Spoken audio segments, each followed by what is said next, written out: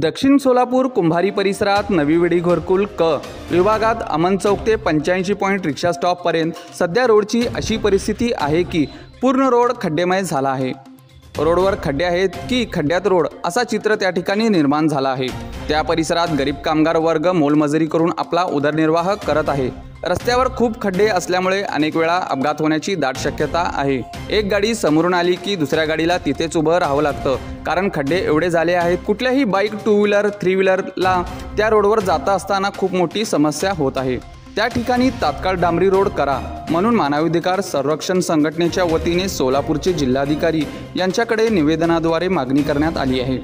यावेळी मानवाधिकार संरक्षण संघटनेचे प्रदेशाध्यक्ष सादिक शेख, प्रदेशाध्यक्ष श्रीकांत कोळी, प्रदेश संपर्क प्रमुख महबूब कादरी, राज्याध्यक्ष प्रवीण चांदेकर, जिल्हाध्यक्ष अकबर शेख, शहर उपाध्यक्ष अजहर बिजापुरे, शहर समन्वयक सलीम मुजावर, नागनाथ गणप्पा, इरफान मुजावर, मीर मोहम्मद खान, हलीमा खान, सलीम शेख व अनेक मान्यवर उपस्थित होते।